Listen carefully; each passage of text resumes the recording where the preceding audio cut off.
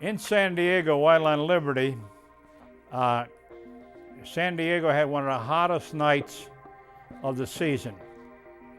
We went into an air-conditioned bowling alley in downtown San Diego, had about 4 or 5 beers apiece, came out into the humid, hot night, and got on a bus. Well, I'm at the window trying to get rid of the beer, and my dentures fall out.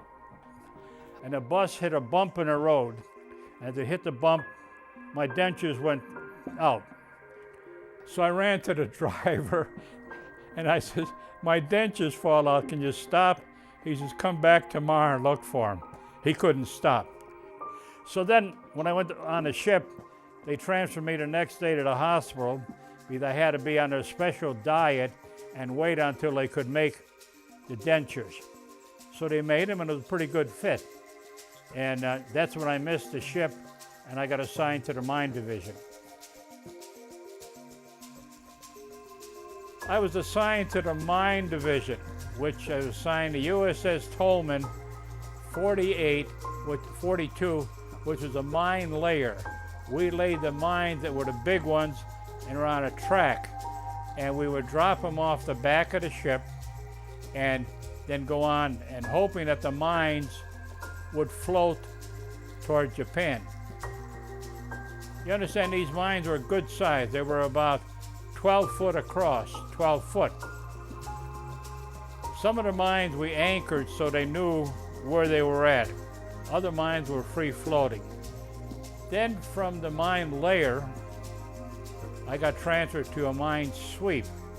The mine sweep were smaller destroyers with a wooden hull, all wood, so if we hit a mine, we wouldn't really blow up. In the mine division, we had a different patch. It was a round circle with a mine on it. So you were in the mine division.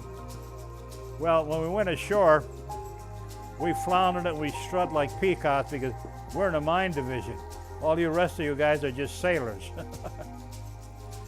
Okay, we're moving north towards Japan. Now, mind you, we had set, not only us, we had set a lot of free-flowing mines that were supposed to go with the water into the Japanese harbor.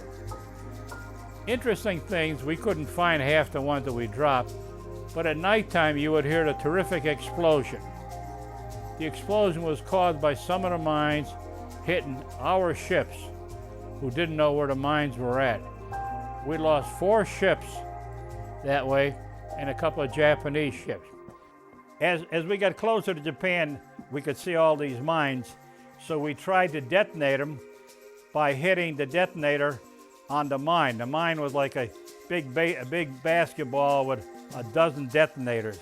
They gave some of the men rifles, and if they saw a floating mine, they were supposed to shoot at it to hope to detonate it. The mines had a projection of about 6 inches, where if that hit the ship, that would cause the mine to blow up. If by shooting a rifle you hit that, you could blow up the mine. Well, we had these men with the rifles, supposed to be high-powered shooters. They were shooting all day long, they never hit a mine. Well, I said to myself, my God, I hope we got enough ammunition. These guys are not anywhere close to hitting these mines. Then, as I said before, that's where at nighttime we hear these explosions. Several American ships were blown up because they didn't know where the mines were at. A lot of the Japanese ships were blown up, but the mines never made it into the harbor of Sasebo to blow up the harbor. One day on the mine layer, what they call a captain's mask, where if you do something wrong, you have to go before the captain like a judge. And he called me and he said, you're reported because when you were on leave in Chicago, you had your cuffs up. They should have been down, and you had them turned up. Now, I'm at 4700 South Ashland in Chicago. This is 2 o'clock in the morning. There's about 6 of us going from one tavern to the other. were on our way to the Olympia restaurant, which had the best hot chili in the world. I don't know what they had in it, but it was good. And we're crossing the street, and this is in at nighttime, and I had my cuffs, the cuffs that had the 3 stripes on them, rolled up. All of a sudden, out of nowhere, Shore Patrol shows up. They were cruising down the street looking for sailors. Okay, they said, your sleeves aren't down. You had your sleeves rolled up. That was against regulation. So they wrote me up for being out of uniform. I wasn't drunk, and since we weren't drunk, they couldn't do anything with that. They saw that I had the sleeve up, and they wrote me up for being out of uniform. Well, you don't argue with the SP. They were looking for a live body. I was a live body. All right, so I got written up as being out of uniform.